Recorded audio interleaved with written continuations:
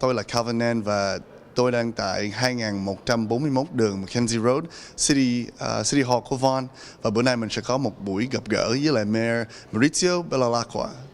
Xin quý vị theo dõi những hình ảnh sau đây. Gần 40 thành viên cộng đồng người Việt hôm 1 tháng 5 đã họp mặt thân mật với thị trưởng thành phố Vaughn, ông MAURIZIO BEVILAQUA tại tòa thị chính Vaughn.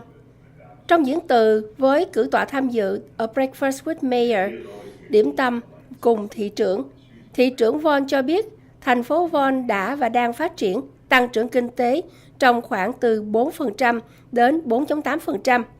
Từ năm 2010 đến nay, có 60.000 công việc đã được tạo thêm.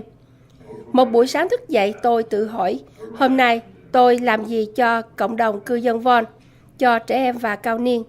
Năm 2020, chúng tôi đã khánh thành bệnh viện mới, đáp ứng nhu cầu tối cần thiết cho cao niên, bệnh nhân tâm thần, ung thư cần chữa trị người thương vong vì tai nạn giao thông.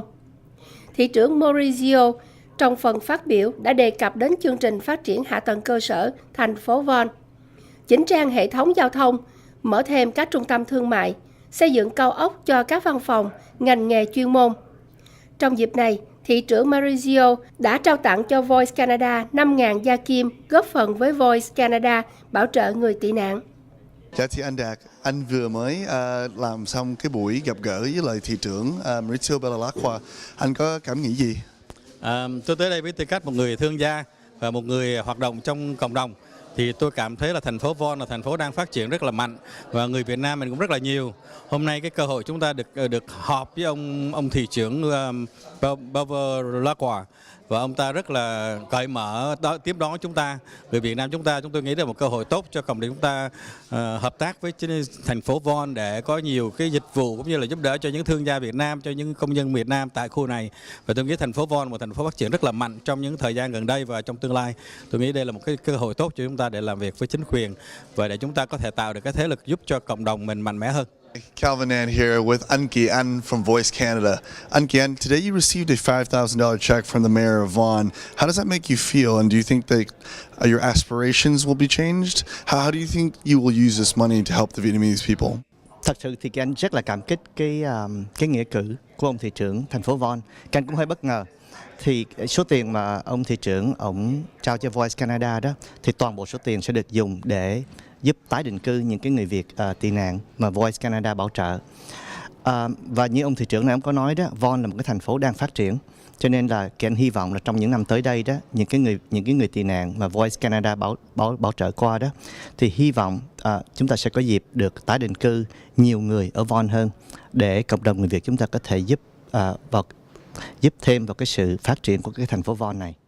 So their meet and greet today was a breakfast and initial meeting just to meet with Mayor MAURIZIO BEVILAQUA, the mayor of the city of Vaughn. And it started with an initial meeting when we met with him as a group in February of 2019. And we had this idea that, you know, we've got such a vibrant community here and majority of Vietnamese Canadians live in the city of Vaughn. So I think it's nice to put something together so the mayor can actually meet these people face to face, and what better way to do it than have a breakfast meet and greet with all the business people in our community. Perfect. And now, should we expect more events like this, deepen community relations across the city, I guess? Well, absolutely. I think this is one of the first initial meetings that we have with the mayor, and I do look forward to many more meetings, whether it's maybe debt receptions. As you know, in the city of Mississauga, we have debt receptions at the City Hall. So that's one idea that came across today during the Q&A at the breakfast, is that how about we celebrate something of our culture for that, or maybe do a food drive. So that's about to come up next. So I hope everyone stays tuned. Thị trưởng MAURIZIO BEVILAQUA đến định cư tại Canada vào năm 1970, lúc ông 10 tuổi, tốt nghiệp Master of Arts Đại học Jesuit University of New York.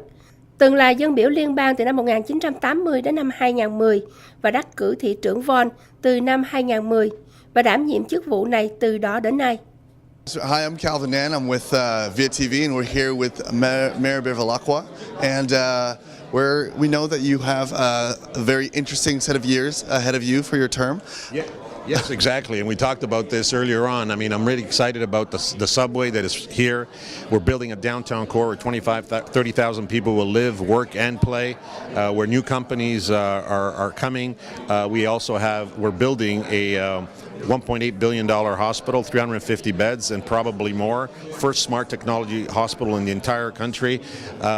We just opened an incredible park, a 900-acre park, North Maple Regional Park, a park that speaks to our love and affection and devotion to the environment and to sports and to recreation facilities that are world class. We're building something special here in the city.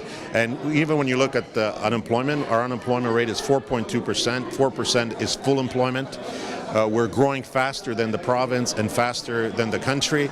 And this is because we have exceptional citizens, and the Vietnamese community is very much part of the transformation of this city.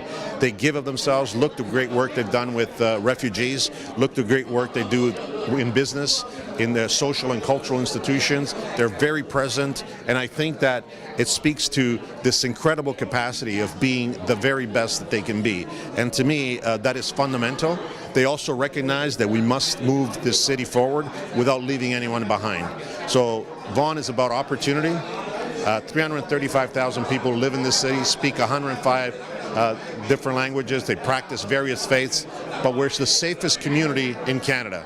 And that means that we have exceptional citizens who give of themselves. And the Vietnamese community has values, principles, and beliefs that are in perfect alignment with their actions. And that's why they are such a respected community in our city. Thank you, Mr. Mayor. Now, as a last moment, do you have a message for your constituents in the city at all? Or yes, I think that we're really living the dream in many ways. We are so proud of the fact that we've been able to build this great city. I am so proud of the Vietnamese community's involvement in building this city, and I know that the Vietnamese community understands its very vital and important role that they play in this city. And so this morning at this breakfast, what I witnessed once again is the capacity of this community to give of themselves. We talked about refugees, we talked about social equity, we talked about moving this city forward without leaving anyone behind. And that to me really speaks to what the Vietnamese community is truly all about. Duy Khang, chương trình từ Vaughn. Cảm ơn quý vị đã theo dõi chương trình của chúng tôi và hẹn gặp quý vị trong những chương trình kế tiếp.